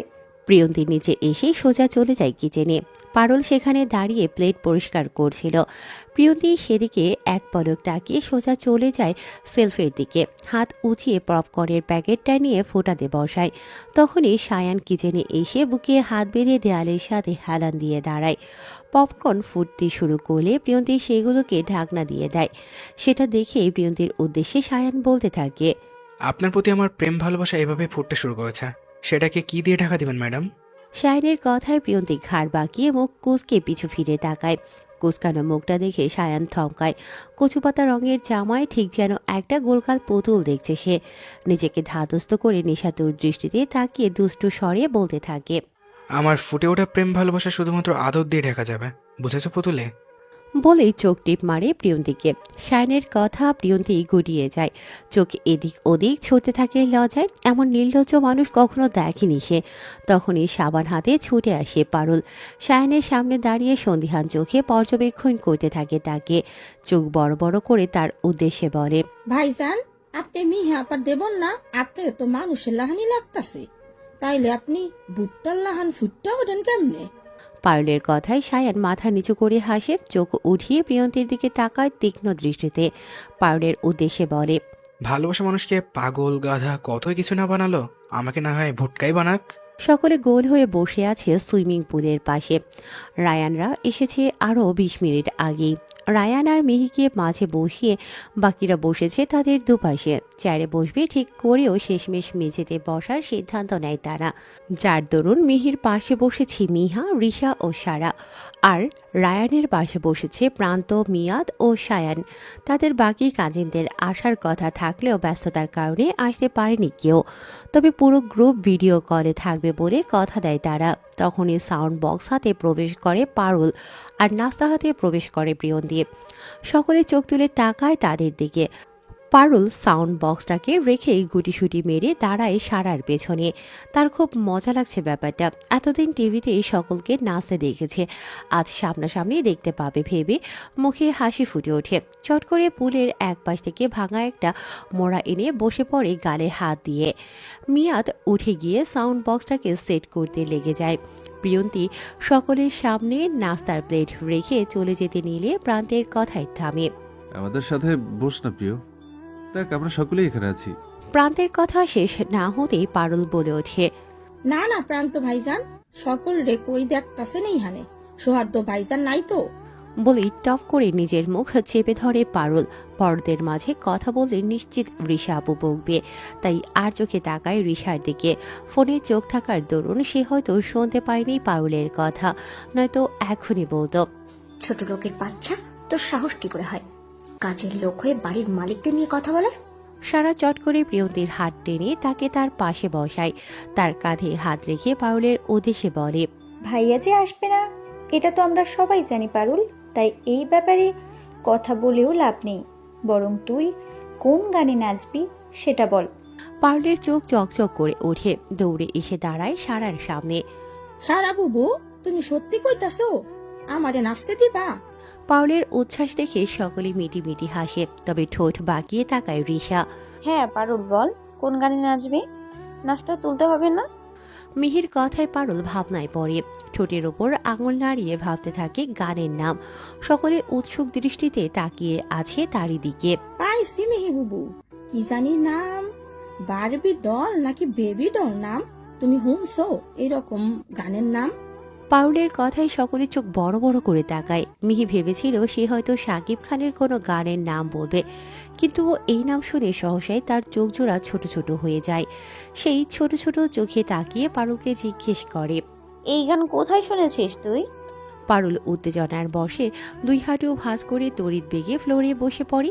মিহি গানটা চিনতে পেরেছে ভেবে খুশিতে তার চোখ জোড়া চকচক করে ওঠে। সেই খুশির রেশ মুখে ফুটে উঠতেই বলে ফেলে এক বিস্ফোরণমূলক কথা। সেই দিন কফি নিয়া প্রান্ত ভাইজানের ঘরে যাইতে গিয়া গানটা শুনছিলাম। অনেক জোরে শব্দ দিয়া গানটা শুনতাছিল সে। দরজা বন্ধ থাকায় ঠিক মতো শোনা যাইতেছিল না, তাই দরজায় কান পাইতা শুনছিলাম আমি। পারুলের কথায় কোটর থেকে চোখ বের হয়ে আসার উপক্রম হয় মিহি, সারা, রিশা ও মিহার। তবে মাথা নিচু করে মুখ লুকিয়ে হাসে রায়ান, সায়ান ও মিয়াদ। প্রিয়ন্তী কিছু না বোঝায় সে মাথা নিচু করেই বসে আছে। পারুলের কথায় প্রান্ত বিষম খায়, কাশি দিতে দিতে তাকায় এদিক ওদিক। তখনই নজরে আসে তার 4 বোনের তীক্ষ্ণ দৃষ্টি, যারা চোখ ছোট ছোট করে শকুনের ন্যায় তার দিকেই তাকিয়ে আছে। প্রান্ত তাদের দিকে তাকিয়ে বোকা বোকা হাসে, চোখ ঘুরিয়ে পারুলের দিকে তাকিয়ে কট মঠিয়ে বলে, পারুলের বাচ্চা, আমার ইজ্জতের ফালুদা বানিয়ে দিলি। তোরে 80 বছরের বইরার সাথে বিয়া দিলেও এই মনের দুঃখ মিটবে না। তখনই সিঁড়ি বেয়ে উপরে উঠে আসে সৌহার্দ্য। এতগুলো অপরিচিত ছেলের সামনে প্রিয়ন্তীকে বসে থাকতে দেখে ধপ করে মাথায় আগুন জ্বলে ওঠে তার। সায়ানকে প্রিয়ন্তীর দিকে মোহনীয় দৃষ্টিতে তাকিয়ে থাকতে দেখে সেই আগুন যেন দ্বিগুণ বেড়ে যায়। সহসাই লম্বা লম্বা পা ফেলে উপরে উঠে আসে সৌহার্দ্য। পকেটে হাত গুজে দাঁড়ায় প্রিয়ন্তীর সামনে, যার দরুন সৌহার্দ্যের বলিষ্ঠ অবয়বে ঢাকা পড়ে প্রিয়ন্তী। তার দিকে শান্ত দৃষ্টিতে তাকিয়ে কাটকাট কণ্ঠে বলে, নিজেকে সস্তা বানিয়ে ফেলছিস কেন প্রিয়? মানুষের নজর তোর ভাবনার চেয়েও জঘন্য। চোখ দিয়ে ছুঁয়ে দেবে তোর সর্বাঙ্গ, কলঙ্কের দাগ লাগাবে প্রতিটা অঙ্গে। সে দাগ মুছতে পারবি তো? বলেই আগুন দৃষ্টিতে তাকায় সায়নের দিকে আর মনে মনে বিড়বিড়ায়। সৌহার্দ্যের কথায় পুরো সুইমিং পুল জুড়ে পিনপত নীরবতা ছড়িয়ে পড়ে। সে সহজে রাগে না, কিন্তু একবার যদি রেগে যায় সেটা নিয়ে তুলকালাম বাঁধিয়ে ছাড়ে। তাই যেভাবেই হোক তাকে শান্ত করতে হবে ভেবে সারা শুকনো ঢোক গেলে মিনমিনিয়ে বলে, ভাইয়া, ওর কোনো দোষ নেই, আমি ওকে জোর করে বসিয়েছি, প্লিজ তুমি রাগ করো না। সারার সাথে মিহিও মাথা নাড়ায়, করুণ স্বরে বলে, হ্যাঁ ভাইয়া, প্লিজ তুমি রাগ করো না। প্রিয় ছোট মানুষ, তাছাড়া এখানে বাহিরের কে বা আছে? সকলে আমার শ্বশুর বাড়ির, আমি তো চলেই যাব 2 দিন পর, তাই সকলকে নিয়ে একটু আনন্দ করছিলাম। সকলের আকতি পড়া কথাগুলো সৌহার্দ্যের কর্ণকুহুরে প্রবেশ করে, তবুও তার কোনো হেলদোল নেই। সে তখনও শান্ত দৃষ্টিতে তাকিয়ে আছে মাথা নিচু করে রাখা প্রিয়ন্তীর দিকে। প্রিয়ন্তীর উপর সৌহার্দ্যের এরূপ দৃষ্টি দেখে গা জ্বলে ওঠে রিশার। সহসাই কট মরিয়ে তাকায় প্রিয়ন্তীর দিকে। সৌহার্দ্য ভাইয়া, তুমি ফকিনী বাচ্চাকে নিয়ে ভাবছো কেন? ওর আবার কিসের পর্দা? সারাদিন নিজেকে সাবলীল পোশাকে ঢেকে রাখলেই কি সতী সাবিত্রী নারী হয়ে যাবে নাকি? রাস্তায় ছেড়ে দিয়ে এসো, দেখবি নিজের ইচ্ছে কত পুরুষকে ঠিকই বিছানায় নিয়ে যায়। স্লাট একটা। রিশার কথায় রাগে হাত মুষ্টিবদ্ধ করে ফেলে সৌহার্দ্য, তবে ধমকে উঠিয়ে প্রান্ত। প্রিয়ন্তী তার নিজের বোন না হলেও তাকে নিজের বোনদের চেয়েও বেশি ভালোবাসে সে। ঋষা, তুই কিন্তু এখন বাড়াবাড়ি করছিস। তোর সাহস কি করে হয় প্রিয়কে এমন একটা কথা বলার? নিজেকে ওর সাথে তুলনা করলে তুই ওর পায়ের নিচে পড়ে থাকবি, এটা জানিস? আর মুনাফ তো ঠিকই বলেছে, সস্তা হওয়া উচিত নয়, কিন্তু তোকে কি বলবো বলতো, তুই তো আগে থেকেই সস্তা। প্রান্তের কথায় রিশা রাগে ফুঁসে ওঠে, গটগট পায়ে হেঁটে চলে যায় নিজের রুমে। সর্বশক্তি দিয়ে দরজা বন্ধ করতেই সকলে কেঁপে ওঠে, তবে হাসি ফুটে ওঠে সায়নের মুখে। প্রান্তের কাঁধে হাত রেখে বলে, তোমাকে অনেক অনেক ধন্যবাদ ভাইয়া, আমার পুতুলের হয়ে কথা বলার জন্য। তোমাকে আমি স্পেশালি ট্রিট দেবো, প্রমিস। সায়নের কথা প্রান্তের মুখে আপনা আপনি খুলে যায়। সৌহার্দ্যের রাগের কারণ বুঝতে পেরে দুষ্টু হাসি বিড়বিড়িয়ে বলে, প্রিয় রে, তোর কপালে কি আছে আল্লাহ মালুম। প্রিয়ন্তী প্রায় 10 মিনিট যাবৎ দাঁড়িয়ে আছে সৌহার্দ্যের সামনে। রিশা চলে যাওয়ার পরপরই সৌহার্দ্য তাকে টেনে নিজের রুমে নিয়ে এসেছে। তাকে দাঁড় করিয়ে চোখ বন্ধ করে রকিং চেয়ারে বসে একের পর এক সিগারেট টানছে। অন্য হাতে কপালের এক পাশ ডলছে অনবরত। প্রিয়ন্তীর দম বন্ধ লাগছে, সিগারেটের ধোঁয়ায় পুরো রুমটা যেন অন্ধকার হয়ে যাচ্ছে। সে হাঁসফাঁস করছে একটু বাতাসের জন্য, কিন্তু রুমে কোনো বাতাস নেই। উপায়ন্তর না পেয়ে কাপা কাপা কণ্ঠে সৌহার্দ্যের উদ্দেশ্যে বলে, ভাই সরি, আর এমন হবে না, এবারের মতো মাফ করে দিন। প্রিয়ন্তী থামে, বড় করে একটা শ্বাস নিয়ে পুনরায় বলে, আমার দম বন্ধ লাগছে, আমি নিঃশ্বাস টানতে পারছি না। প্রিয়ন্তীর কথায় চোখ মেলে তাকায় সৌহার্দ্য। সিগারেটের শেষ অংশটুকু ফ্লোরে ফেলে ধীর পায়ে এগিয়ে আসে প্রিয়ন্তীর কাছে। প্রিয়ন্তী মাথা নিচু করে ফেলে। পিছিয়ে যেতে নিলেই সৌহার্দ্য খপ করে হাত টেনে ধরে। যতটুকু দূরত্ব বাড়িয়েছিল সেটুকু ঘুচিয়ে নেয় আরো কাছে টেনে।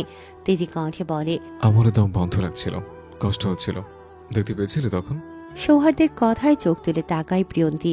শান্ত কথাটার মধ্যেও কেমন রাগ ফুটে উঠেছে সৌহার্দ্যের মুখে, কিন্তু সে বুঝে উঠতে পারছে না তার এমন কথার মানে। সে এমন কি করেছে যে তার কষ্ট হবে, দম বন্ধ লাগবে? ওখানে কতক্ষণ বসেছিলে? সৌহার্দ্যের কথায় ঘোর কাটে প্রিয়ন্তীর। নিজেকে সৌহার্দ্যের এত কাছে দেখে গুটিয়ে যায়। মাথা নিচু করে পিছিয়ে যেতে নিলেই পুনরায় হাতে টান খায়। আর একবার দূরে যাওয়ার চেষ্টা করলে চর খাবে। এক চরে সব দাঁত ফেলে দেব, আই সোয়ার। আমি কি বাজেভাবে ছুঁয়ে দিচ্ছি তোকে? অসব আচরণ করছি তোর সাথে? প্রিয়ন্তী ভয়ে ভয়ে মাথা নাড়ায়। চোখ ঘুরিয়ে তাকায় তার হাতের দিকে। জোরে চেপে ধরায় সেখানে রক্ত জমাট বেঁধেছে হয়তো। তাহলে বারবার দূরে সরে যাচ্ছিস কেন? প্রিয়ন্তী লম্বা একটা শ্বাস টানে, মিনমিনিয়ে বলে, আপনার মুখ থেকে সিগারেটের গন্ধ আসছে। সৌহার্দ্য বাঁকা হাসে। প্রিয়ন্তীর গোলাপি ঠোঁট জোড়ায় চোখে স্থির করে বলে, সমস্যা নেই, অভ্যাস হয়ে যাবে। সিগারেটের গন্ধে মরণের ঠোঁট জোরে তোকে চুমু খাবে প্রতিনিয়ত, অনবরত। প্রিয়ন্তীর বুক ধক করে ওঠে। কথাটার ইঙ্গিত বুঝতে পেরেছে সে, তাই ফট করে বলে ওঠে, সিগারেট খায় এমন কাউকে আমি কখনোই বিয়ে করব না। প্রয়োজন হলে সায়ান ভাইয়ের মতো অশুভ ছোটকাটা কাউকে বিয়ে করে নেব। প্রিয়ন্তীর বলা কথায় চোয়াল শক্ত হয়ে আসে সৌহার্দ্যের। প্রিয়ন্তীর চেপে ধরে রাখা হাতটা আরো চেপে ধরে শক্ত করে। শব্দ কানে আসতেই কাট কাট কণ্ঠে জিজ্ঞেস করে, ওখানে কতক্ষণ বসেছিলে? জিজ্ঞেস করেছিলাম আমি। প্রিয়ন্তী ঘড়ির দিকে তাকায়। সকল ঘটনা অনুমান করে কাপা কাপা কণ্ঠে বলে, প্রায় 10 মিনিট। প্রিয়ন্তীর কথা শেষ হতেই তাকে টেনে এনে ঝর্ণার নিচে দাঁড় করায় সৌহার্দ্য। এরূপ কাজে হক চুকিয়ে যায় প্রিয়ন্তী। কিছু বুঝে ওঠার আগেই মাথার ওপর থাকা ঝর্ণাটা ছেড়ে দিয়ে দূরে গিয়ে দাঁড়ায় সৌহার্দ্য। বুকে হাত বেঁধে দেয়ালের সাথে হেলান দেয় শান্ত ভঙ্গিতে। শীতকালে ঠান্ডা পানির পরশ পেয়ে তীর তীর করে কেঁপে উঠিয়ে প্রিয়ন্তীর সর্বাঙ্গ। নিজেকে মুড়িয়ে রাখা ওনাটা দিয়ে আরো মুড়িয়ে নিতে চায় নিজেকে, কিন্তু অবাধ্য জলের স্পর্শ সেই ওনা ভেদ করে ছুঁয়ে দেয় তাকে। প্রতিটা লোমকূপে সেই জল প্রবেশ করে কাঁপুনি সৃষ্টি করে, যার দরুন দু হাত দিয়ে আড়াআড়িভাবে নিজেকে জড়িয়ে ধরে প্রিয়ন্তী।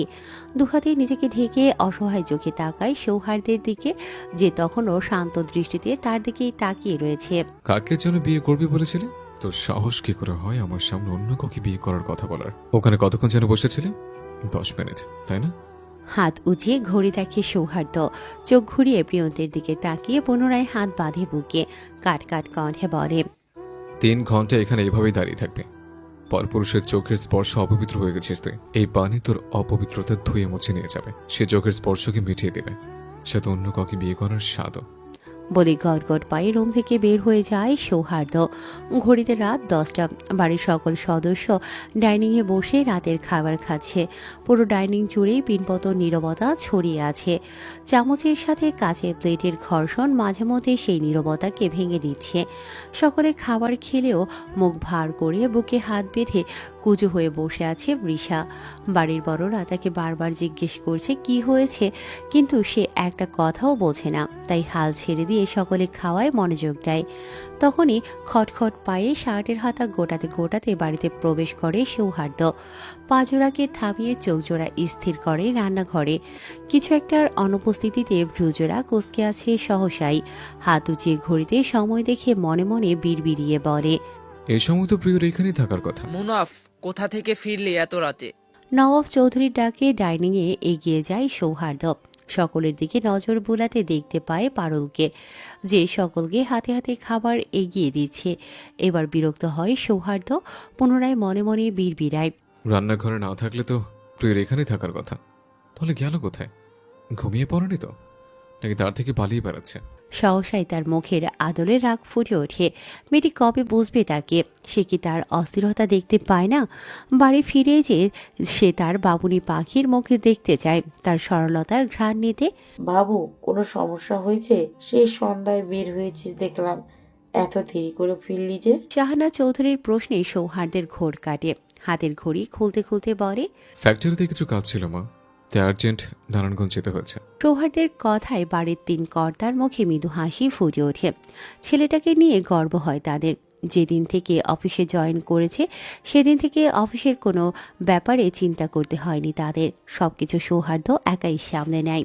মুনাফ, ফ্রেশ হয়ে এসো, আজ না হয় আমাদের সাথেই খেতে বসো। নূর চৌধুরীর কথায় মুচকি হাসে সৌহার্দ্য। বেসিনে গিয়ে হাত মুখ ধুয়ে বসে পড়ে টেবিলে, তবে খাওয়ার উদ্দেশ্যে নয়, তার চোখ প্রিয়ন্তীকে খুঁজছে।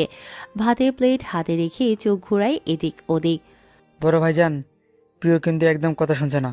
সকালে উঠে বাড়ির সকল কাজ করা শুরু করে, এখন দেখো কেমন জ্বর বাঁধিয়ে পড়ে রয়েছে। নওশেদ চৌধুরীর কথায় সৌহার্দ্য বুকটা ধক করে ওঠে। ভাত নাড়ানো হাতটা সহসাই থেমে যায়, অস্থির হয়ে জিজ্ঞেস করে, কি হচ্ছে প্রিয়র? জ্বর আসলো কখন? সৌহার্দ্যের কথায় শাহানাজ চৌধুরী চমকায়। ছেলের অস্থিরতা দেখে ভ্রুজেরা কিঞ্চিত কুচকায়। সন্ধ্যার দিকে তো প্রিয় বাবু ঠিকই আসিল, এরপর তারে আর দেখি নাই। আমি 2বার গিয়া রুমে খুঁজে আইছিলাম, কিন্তু পাই নাই। তারে না পাইয়া রাইতের রান্নাটা আমি করছিলাম। একটু আগে যাইয়া দেখি পুরা শরীর আগুনের লাহান হইয়া আছে। আমি হাত দিতেই দেখলাম শরীর পুরা জ্বর। পারুলের কথায় রাগে হাত মুষ্টিবদ্ধ করে ফেলে সৌহার্দ্য। অনেকটা জোরেই বলে ওঠে, Damn it!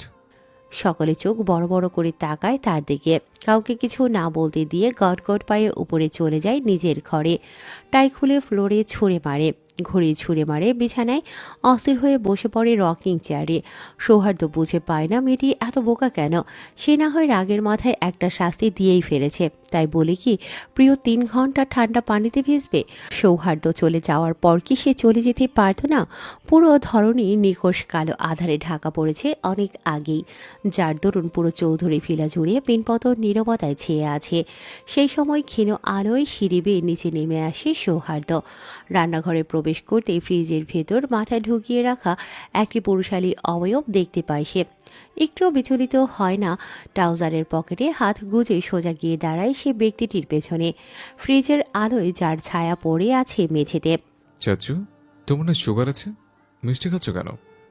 সৌহার্দ্যের শান্ত শীতল কথাটাই হক চকিয়ে যায় নূর চৌধুরী। প্যাকেটে থাকা শেষ মিষ্টিটা মুখে পুরে পিছু ফিরে তাকায় সৌহার্দ্যের দিকে। তাড়াহুড়োয় সেটাকে গিলে পাঞ্জাবির হাতায় মুখ মুছে নেয়। আমতামতা করে বলে, কাউকে কিছু বলিস না বাপ, বড় ভাইজান জানলে খবর আছে। আর আমার কি দোষ বল? আমার বড় 2 ভাইয়ের সুগার, হাই প্রেশার কোনো কিছুই নেই, কিন্তু দেখ আমার এগুলো সবই আছে। আমার সামনে তারা যখন মিষ্টি খায়, প্লেট ভর্তি গোশ খায়, আমার কি এসব সহ্য হয় বল? নূর চৌধুরীর কথায় কোনো হেলদোল নেই সৌহার্দ্যের। সে আগের ন্যায় মূর্তির মতোই দাঁড়িয়ে আছে।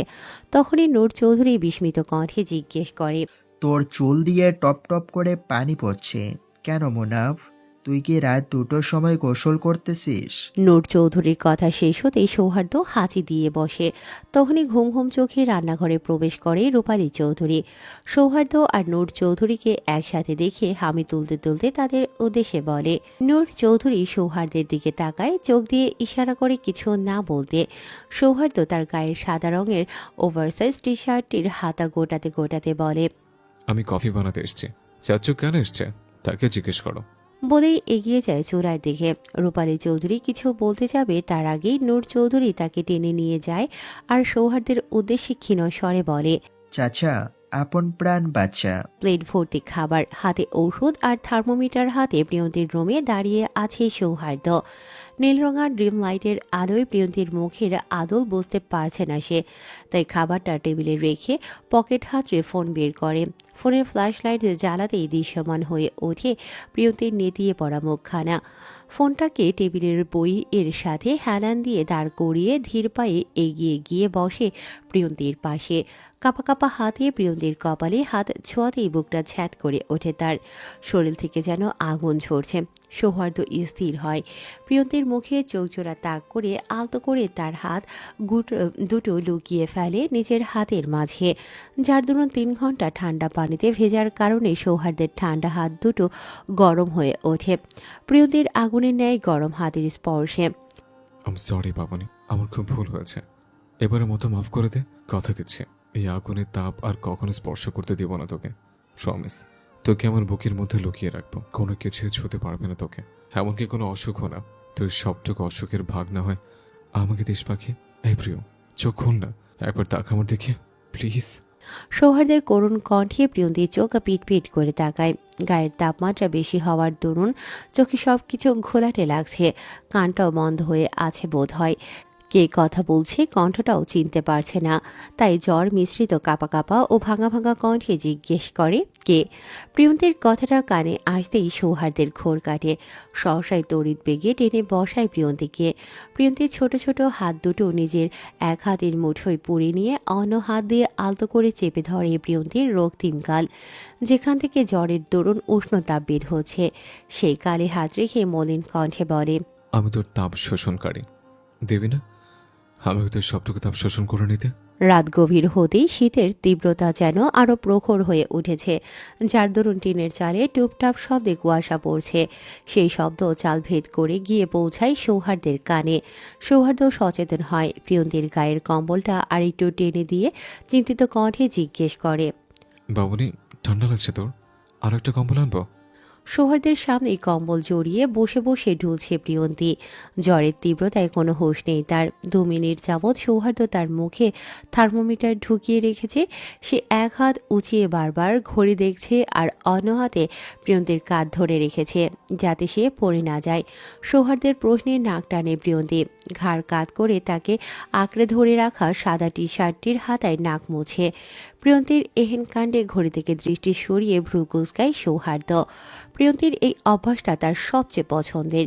বুঝ হওয়ার আগ পর্যন্ত কোনো কারণে কান্নাকাটি করলে সে এভাবেই তার গায়ে নাক মুছত। আজ অনেকদিন পর সেই বাচ্চা প্রিয়কে দেখে মাথা নিচু করে হাসে সে। নিজেকে ধাতস্থ করে মাথা তুলে তাকায় শান্ত দৃষ্টিতে। দুহাতে প্রিয়ন্তীর মুখখানা আগলে নেয় পরম যত্নে। চোখজোড়া সেখানেই স্থির করে কাতর কণ্ঠে বলে, আমার সবগুলো শার্ট টি শার্টে শুধু তারই অধিকার। সারা জীবন এভাবে সেগুলোতে নাক মুছবি তো বাবুনি? আমি একটু মাইন্ড করবো না, আই প্রমিস। তার পরিবর্তে আমাকে না হয় একটু আদর করতে দিস, তোকে জ্বরের মতো মেখে দিতে দিস তোর প্রতিটা রন্ধ্রে রন্ধ্রে। প্রিয়ন্তীর মুখ থেকে থার্মোমিটারটা পড়ে যেতেই ঘোর কাটে সৌহার্দের। সেটাতে একবার তাকিয়ে প্রিয়ন্তীর গালে রাখা হাত দুটো এনে রাখে নিজের গালে। সহসাই চোখজোড়া বন্ধ হয়ে যায় আবেশে। চোখ খুলে ক্ষীণ কণ্ঠে বলে, এখন না হয় তোর পরিবর্তে তোর জ্বরটাকে মেখে নেছে, সেটাই বা কম কিসের? কেমন তো স্পর্শ লেগে আছে, গ্রান ভেসে আসছে তোর গায়ের। প্রায় 10 মিনিট যাবৎ খাবারের প্লেট হাতে বসে আছে সৌহার্দ। প্রিয়ন্তীও বসে আছে বিছানার সাথে হাতান দিয়ে। সে কিছুতেই খেতে চাচ্ছে না, কিন্তু সৌহার্দ না খাইয়ে ছাড়বে না তাকে। ভাবা যায় মেয়েটার 103 ডিগ্রি জ্বর। ভুলে হয়েছে ভেবে সৌহার্দ পুনরায় জ্বর মাপে, কিন্তু ফলাফল সেই একই এসেছে। প্রিয়, একটু খেয়ে নে প্লিজ। দেখ খাবারটা কেমন ঠান্ডা হয়ে গেছে। সে কখন এনেছে? আহা কর। মুখের সামনে খাবারটা ধরতেই এপাশ ওপাশ মাথা নাড়ায় প্রিয়ন্তী। মানে সে খাবে না। সৌহার্দ বিরক্ত হয়, মেয়েটা তার কোনো কথাই শোনে না। কিন্তু যেটা শোনার প্রয়োজন ছিল না সেটা শুনে জ্বর বাঁধিয়ে বসে আছে। প্রিয়, আমি কিন্তু রেগে যাচ্ছি এখন, তাড়াতাড়ি হা কর বলছে। সৌহার্দের ধমকে চোখ পিট করে তাকায় প্রিয়ন্তী। সামনে ধরা ভাতের লোকমাটুকু টুপ করে মুখে পুড়ে নেয়। সৌহার্দের মুখে হাসি ফুটে ওঠে, হাসি হাসি মুখেই বলে, দ্যাটস লাইক মাই বাবুনি। সহসাই সেই হাসি মিলিয়ে যায় প্রিয়ন্তীর বমির শব্দে। সৌহার্দ বিস্মিত হয়। প্রিয়ন্তী আর তার দূরত্ব 1 হাত দূরে থাকায় সেই বমিতেই গা ভেসে যায় সৌহার্দের। বিস্মিত ভাবটা মুখে রেখে প্রিয়ন্তীর উদ্দেশ্যে বলে, তুই কি সাংঘাতিক প্রিয়, জ্বরের মতো মেখে যাবো বলেছি দেখে বমি তো মাখিয়ে দিলে। প্রিয়ন্তী বমি করার পরও হাল ছাড়ে না সৌহার্দ। একের পর এক ভাতের লোকমা পড়তে থাকে প্রিয়ন্তীর মুখে। ফলস্বরূপ প্রতি লোকমা ভাত মুখে নেয়ার পর গড় করে সৌহার্দকে বমিতে ভাসায় প্রিয়ন্তী। পরপর 10 বার বমি করার পর ক্লান্ত হয় সে, যার দরুন সামনের দিকে হেলে পড়ে মাথা ঠেকায় সৌহার্দের বুকে। সৌহার্দ থমকে যায়, ভাত মাখানো হাতটা থেমে যায় বিস্ময়ে। প্রিয়ন্তীর মাথাটা ঠিক তার বুকের বাঁ পাশে পড়ে রয়েছে। সৌহার্দ নিচু হয়ে সেই মুখটা দেখে, যেটা ওনার আড়লে ঢাকা পড়ে রয়েছে। সৌহার্দ চোখ বন্ধ করে গভীর শ্বাস টানে। তার হৃস্পন্দন বেড়ে গিয়েছে 10 গুণ। প্রিয়ন্তীর অনাকাঙ্ক্ষিত স্পর্শ তাকে বিচলিত করে তুলেছে। গলায় শুকিয়ে কাঠ হয়ে গেছে, বুক কাঁপছে উত্তেজনায়। এই দিনটার স্বপ্ন সে রোজ দেখে। প্রিয় তার বুকে মুখ লুকাবে, তার প্রেম স্পন্দন শুনবে। সৌহার্দ কাঁপা কাঁপা হাতে প্রিয়ন্তীর ওনাটা সরায়। মুখখানা দৃশ্যমান হতেই হাসি ফুটে ওঠে ঠোঁটের কোণে। মাদকতা জড়ানো কণ্ঠে বলে, ইউ আর সো কিউট বাবুনি। কেমন বমি করে হৃদয় প্রেম জাগাচ্ছিস। খেয়ে ফেলতে ইচ্ছে করছে তোকে। খেয়ে ফেলে? সৌহার্দ্য মুচকি হাসে। কিসব ভাবছে সে? মেয়েটা তাকে পাগল করে দিয়েছে। সৌহার্দ্য এক হাতে প্রিয়ন্তীকে তুলে বসায়, ওড়নাটা আরেকটু টেনে চোখ পর্যন্ত ঢেকে দেয়। সেই ওড়নার উপরেই ঠোঁট ছুঁয়েছে, কপালে গভীর একটা চুমু খায় আর মনে মনে বিড়বিড়ায়। প্রেম জাগরণে পাখির কিচিরমিচির শব্দে ঘুম ভেঙে যায় প্রিয়ন্তীর। মুখের উপর থেকে কম্বলটা সরিয়ে চোখ পিটপিট করে তাকায় আশেপাশে। লম্বা একটা শ্বাস টেনে বিছানায় হালান দিয়ে বসে, এক হাতে মাথা চেপে ধরে আলতো করে। মাথা ঝিমঝিম করছে তার, জ্বরের দরুন মুখটাও তেতো হয়ে আছে। হাত দিয়ে জ্বর মাপতে গিয়ে চমকায় সে। গা কাঁপানো জ্বরটা ছেড়ে গিয়ে শরীরটা কেমন আঠালো হয়ে আছে ঘামে। প্রিয়ন্তী বুঝতে পারছে না হঠাৎ তার জ্বরটা কমে গেল কিভাবে। মনে হচ্ছে কেউ তার শরীরের সবটুকু তাপমাত্রা শুষে নিয়েছে। তখনই ঘড়িতে অ্যালার্ম বেজে ওঠে। প্রিয়ন্তী হকচকিয়ে তাকায় সেদিকে। ঘড়িতে 7:30 বাজতে দেখে মাথায় বাজ পড়ে তার। তড়িঘড়ি মাথায় ওনাটা ঠিক করে ছুটে যায় ওয়াশরুমে। শরীরটা কেমন চ্যাটচ্যাটে হয়ে আছে। গোসল সেরে তবেই নিচে গিয়ে সকলের জন্য নাস্তা প্রস্তুত করবে। গোসল সেরে নিচে নেমে আসে প্রিয়ন্তী। নিজেকে মুড়িয়ে নিয়েছে বাসন্তী রঙের জামায়। রান্নাঘরে প্রবেশ করতেই পারুলের সাথে দেখা হয় তার। সে অদক্ষ হাতে রুটি বানাচ্ছে। রুটিতে নয় যেন এক একটা দেশের মানচিত্র। প্রিয়ন্তীর হাসি পায়। এগিয়ে গিয়ে পারুলের উদ্দেশ্যে বলে, আমাকে দে, করে দিচ্ছি। প্রিয়ন্তীর ডাকে ঘাড় বাঁকিয়ে তাকায় পারুল, যার গালে কপালে আটা লেগে আছে।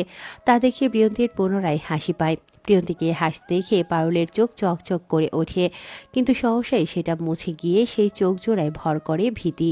প্রিয় বাবু, তুমি নিচে এসো কেন? তোমার না জ্বর? এক্ষুনি ঘরে যাও। তোমার মামারা যদি দেখে তুমি এই হানে, তাইলে তুল কালাম বাদাইব। পাউলের কথা শেষ হতেই প্রিয়ন্তী ঝট করে পাউলের হাত থেকে বেলনিটা কেড়ে নেয়। সবগুলো রুটি পুনরায় বানাতে শুরু করে গোল করে। কিছু বলবে না, তুই চুপ করে বস, আমি করে দিচ্ছি। রুটি বানাতে হয় গোল গোল করে। আমার মানচিত্র রুটি কে খাবে? প্রিয়ন্তীর প্রশ্নে পারুল চিন্তায় পড়ে। রুটি তো যে কোনোভাবেই বানানো যায়, 3 কোণা 4 কোণা অথবা লম্বা। গলি বানাতেই হবে কেন? হেই তো ছিঁড়াই ছিঁড়াই খাইবা, তাই না? পারুলের ভাবনার মাঝে প্রিয়ন্তী রাহেলা বেগমের জন্য চা বানিয়ে ফেলে। গরম গরম পরোটা ভেজে সেগুলোকে পাঠিয়ে দেয় পাউডের মাধ্যমে। পুনরায় নিজেকে ব্যস্ত করে ফেলে রুটি বানানোর কাজে। তুই 1 কাপ কফি বানিয়ে দিত, মাথাটা ভীষণ ধরেছে। সৌহার্দ্যের ডাকে ঘাড় বাঁকিয়ে তাকায় প্রিয়ন্তী। সৌহার্দ্য তার দিকে তাকিয়ে আছে শান্ত দৃষ্টিতে। পরনে কালো টি শার্ট এবং কালো প্যান্ট। এলোমেলো চুলগুলো থেকে টপ টপ করে পানি পড়ছে। সৌহার্দ্যকে দেখে প্রিয়ন্তীর বুকটা ধক করে ওঠে। এভাবে তাকিয়েছিল ভাবতেই লজ্জা পায় সে। সহসাই মাথা নিচু করে ভাবতে থাকে, এই সময় তো তার জগিং দেখা থাকার কথা, তাহলে বাড়িতে কি করছে? নাকি আবারও তাকে শাস্তি দেওয়ার ফোন দিয়ে আসছে? জ্বর কমেছে তোর? সকাল সকাল উঠে এলি কেন? নাস্তা বানানোর লোক নেই বাড়িতে? সৌহার্দ্যের কাট কাট প্রশ্নে মিইয়ে যায় প্রিয়ন্তী। মাথায় থাকা ওনাটা সামনের দিকে আরেকটু টেনে মাথা নাড়িয়ে হ্যাঁ বোঝায়। চোখ জোড়া মেঝেতে স্থির করে মনে মনে বলে, আপনি খুব খারাপ সৌহার্দ্য ভাই। আমাকে এতটা কঠিন শাস্তি কিভাবে দিতে পারলেন? একটু বুক কাঁপলো না? প্রিয়ন্তীর মনে মনে তৈরি হওয়া প্রশ্নটা মনেই থেকে যায়। সে যদি একবার চোখ তুলে সৌহার্দ্যের দিকে ভালোভাবে তাকাতো, তাহলে দেখতে পেত তাকে দেয়া শাস্তিটা যে নিজেও ভোগ করেছে, যার দরুন তীব্র জ্বরটা তাকেও জ্বালিয়ে দিচ্ছে। ডাইনিং টেবিলে সকলেই বসে আছে নিশ্চুপ ভঙ্গিতে। সামনেই পড়ে আছে হরেক রকমের খাবার। 8 ঘন্টার মধ্যে প্রিয়ন্তী এগুলো সব তৈরি করেছে একা হাতে। সকলে ডাইনিংয়ে বসলেও সৌহার্দ্য বসে আছে সোফায়। বারবার কফি কাপে চুমুক বসালেও তার চোখ জোড়া স্থির প্রিয়ন্তীর উপর, যে মাথা নিচু করে ফ্লোরের দিকেই তাকিয়ে নখ খুঁড়ছে। প্রিয়, তুই কি আমাদের কোনো কথা শুনবি না? তোকে কে বলেছে সুস্থ শরীরে এত কিছু বানাতে? এগুলো বানানোর জন্য কি বাড়িতে কেউ নেই? নওয়াব চৌধুরীর প্রশ্নে প্রিয়ন্তীর নিচু মাথাটা আরো নিচু হয়ে যায়। তখনই পাশ থেকে মোহনা চৌধুরী বলে ওঠে, কথা বলছিস কেন প্রিয়? তোর মামা কি জিজ্ঞেস করছে তোকে? বড় মামির প্রশ্নে মাথা তুলে তাকায় প্রিয়ন্তী। নিচু স্বরে মিনমিনিয়ে বলে, মামারা অন্য কারোর হাতে নাস্তা খেতে পারে না। পারুল যখন রুটি বানায়, তাহলে সেই রুটি মুখেও তুলে না, জাম্বা রুটি খেয়ে চলে যায়। মর্জিনা খালা যখন ভাজি করে, সেটার দিকে চোখ তুলেও তাকায় না। আমিনা আপন চা বানিয়ে দিলে চা বেশি দিয়ে ফেলায়, সেটা খেয়ে ছোট মামার সুগার বেড়ে যায়। মামিরা বেশি তেলের খাবার খেতে পারে না, আর কম তেল দিলে আমি ছাড়া কেউ রান্না করতে পারে না। মিহামণি অন্য কারোর হাতে নুডলস খেতে পছন্দ করে না। সারা আর মিহি আপু আমার হাতের পাস্তা না খেলে খায় না। সকাল সকাল প্রান্ত ভাইকে আমার হাতের কড়া লিকারের কফি বানিয়ে দিতে হয়, তাহলে তার দিন শুরুই হয় না। প্রিয়ন্তী থামে, গভীর একটা শ্বাস টেনে পুনরায় মাথা নিচু করে ফেলে। প্রিয়ন্তীর কথায় সকলে স্তব্ধ হয়ে যায়, তবে জল চিকচিক করে ওঠে নওয়াব নওশেদ ও নূর চৌধুরীর চোখে। নওশেদ চৌধুরী উঠে গিয়ে প্রিয়ন্তীর মাথায় হাত রাখে, অশ্রুভেজা চোখে আদুরে স্বরে বলে, এভাবে তোর মাকে আদর যত্নে বড় করেছিলাম আমরা। তোর মা তো সে কবেই আমাদের ছেড়ে চলে গিয়েছে, তাই বুঝি তুই এসব করে সে ঋণ শোধ করছিস?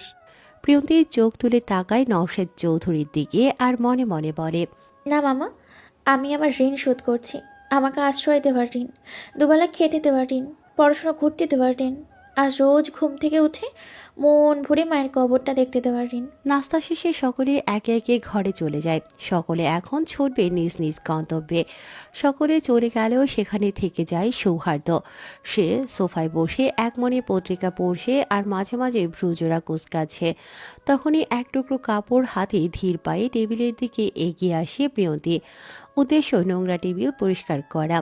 প্রিয়ন্তীর নুপুরের ঝনঝনানি শব্দে ঘাড় বাঁকিয়ে তাকায় সৌহার্দ্য।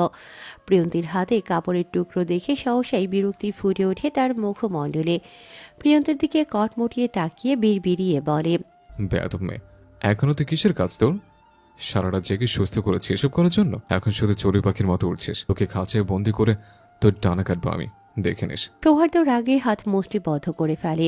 প্রিয়ন্তীর উদ্দেশ্যে কিছু বলতে যাবে, তখনই বাড়িতে প্রবেশ করে রহিম চাচা। প্রিয়ন্তীর টেবিল মোছা অবস্থায় চোখ তুলে তাকায় তার দিকে, হাসি হাসি মুখে বলে, চাচা, আজ আমাকে একটু স্কুলে যেতে হবে, কয়েকটা প্র্যাকটিক্যাল খাতার সাইন করাতে হবে, তুমি তৈরি থেকো। প্রিয়ন্তীর কথায় রহিম চাচার মুখটা মলিন হয়ে যায়। প্রিয়ন্তীর দিকে এগিয়ে এসে অসহায় কণ্ঠে বলে, আমি তো আজকে তোমার লইগে যাইতে পারুম না। বড় মালিককে কইছে হ্যার লগে বাজারে যাইতে, বিয়ার বাজার করব। রহিম চাচার কথায় চিন্তায় পড়ে প্রিয়ন্তী। প্র্যাকটিক্যাল খাতাগুলোতে সাইন করানোর শেষ তারিখ আজই। এখন সে একা একা যাবে কি করে? সেদিনের অনাকাঙ্ক্ষিত ঘটনার পর সে আর কখনোই একা একা স্কুল যায়নি।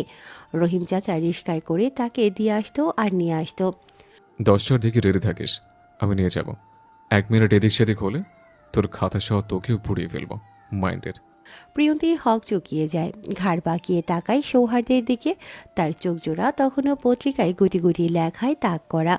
সৌহার্দ্যের ধমকে বলা কথাটা মনে আসতেই কেঁপে ওঠে প্রিয়ন্তী।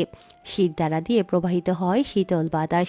সে জানে সৌহার্দ্য ভাইয়ের কথা নড়চড় হলে সে যা বলে তাই করে ছাড়ে।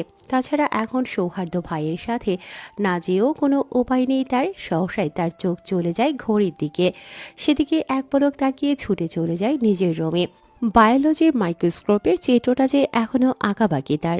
সিঁড়ি দিয়ে নামতে নামতে প্রিয়ন্তীকে ছুটে চলে যেতে দেখে প্রান্ত। সে মাত্রই ফাল হাতে নিচে নামছিল। প্রিয়ন্তীকে তার কাছে হাওয়া মনে হলো। প্রান্ত মুচকি হাসে, ভ্রু কুঁচকে প্রিয়ন্তীর উদ্দেশ্যে বিড়বিড়িয়ে বলল, বাতাসি, কিরে মুনাফ, এখনো বসে আছিস যে? প্রান্তের প্রশ্নে চোখ তুলে তাকায় সৌহার্দ্য। ভাবলেশীনভাবে জবাব দেয়, যাবো না ভাবছি, জ্বর জ্বর লাগছে। তখনই পানির গ্লাস হাতে প্রান্তের সামনে এসে দাঁড়ায় পারুল। সৌহার্দ্যের দিকে সন্দিহান চোখে তাকিয়ে প্রান্তের উদ্দেশ্যে বলে, আমি রান্নাঘর থেকে শুনছিলাম হ্যাঁ নাকি 9টার দিকে একটা ইম্পর্টেন্ট মিটিং আছে। হ্যাঁ কইছিল আধা ঘন্টার মধ্যে নাকি অফিসে থাকবো। হক করে যেন তার লেগে অপেক্ষা করে। প্রান্ত বিস্মিত হয়। সৌহার্দ্য কখনোই অফিস মিস দেয় না, এমনকি অসুস্থ থাকলেও না। তাহলে আজ কি হলো? প্রান্ত পানির গ্লাসে চুমুক দিতে দিতে পারুলকে জিজ্ঞেস করে, পারুল, প্রিয় কি আজ কোথাও বেরোবে একা একা?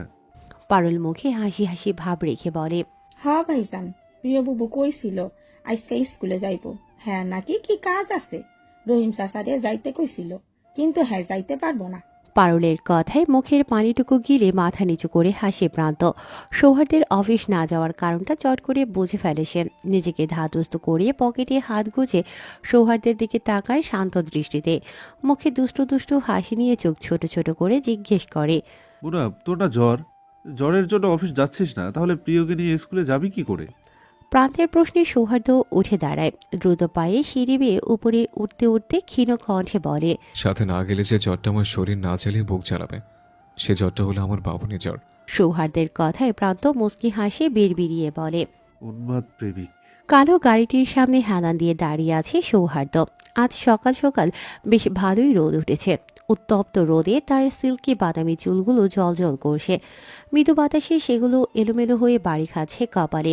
গায়ের গাঢ় নীল রঙা শার্টটা যেন সেই রোদে তার গায়ের রঙকে দ্বিগুণ বাড়িয়ে দিয়েছে। সৌহার্দ্য হাত উঁচিয়ে ঘড়ি দেখে চোখে সরিয়ে বাড়ির দরজার দিকে তাকায় ক্ষীণ দৃষ্টিতে। প্রিয়ন্তীকে বলেছে 10টায় বের হবে। এখন 10টা 5 বাজে, কিন্তু মেয়েটির এখনো আসার নাম নেই। সৌহার্দ্য ভ্রু কুঁচকায়। প্রিয়ন্তীর জন্য মিটিং ক্যান্সেল করে সেটা 9টা থেকে 2টোয় এনেছে সে। তাকে বাড়ি পৌঁছে দিয়ে ডিরেক্ট অফিসে গিয়ে মিটিং অ্যাটেন্ড করবে। তাই প্রিয়ন্তী এখনো না আসায় বিরক্ত হয় সৌহার্দ্য। বিরক্তিতে গলায় পেঁচানো টাইটা টেনে ঢিলা করে। শার্টের ওপরে 2টো বোতাম খুলে আকাশের দিকে তাকিয়ে ফোঁস করে নিঃশ্বাস সারে। সেখানেই চোখ রেখে ক্ষীণ কণ্ঠে বলে, প্রিয়, তাড়াতাড়ি আয় না বাবুনি। এখন কি তোর জন্য কাজবাজ ছেড়ে বাড়িতে বসে থাকবো? দিন দিন তোর জন্য পাগলামি বেড়েই চলছে আমার। দেখতে তো পাচ্ছিস 50 জন মানুষ অপেক্ষা করছে আমার জন্য, আর আমি অপেক্ষা করছি তোর জন্য। সৌহার্দ্যের ভাবনার মাঝে প্রিয়ন্তী এসে দাঁড়ায় তার সামনে। সৌহার্দ্য আকাশের দিক থেকে চোখ নামিয়ে প্রিয়ন্তীর দিকে তাকায় শান্ত দৃষ্টিতে। সহসায় তার মুখে মৃদু হাসি ফুটে ওঠে। প্রিয়ন্তীর পুরো শরীর কালো বরখায় আবৃত, মুখটাও নিকাবে ঢাকা, যার দরুন পুরো মুখমণ্ডলে শুধুমাত্র বাদামি চোখ জোড়ায় দৃশ্যমান। সেই চোখ জোড়ায় নেশার মতো লাগে, যা তাকে ঘোরের মধ্যে নিয়ে যায় মুহূর্তেই। সেই ঘোর লাগা দৃষ্টিতেই এক পা এগিয়ে গিয়ে দাঁড়ায় প্রিয়ন্তীর কাছাকাছি। সৌহার্দ্য এক পা এগিয়ে আসতেই পিছিয়ে যায় প্রিয়ন্তী। প্রিয়ন্তীর এহেন কাণ্ডে বিরক্ত হয় সৌহার্দ্য। মুখে বিরক্তিভাব বজায় রেখে পুনরায় ফোঁস করে নিঃশ্বাস ছাড়ে কাট কাট কণ্ঠে জিজ্ঞেস করে,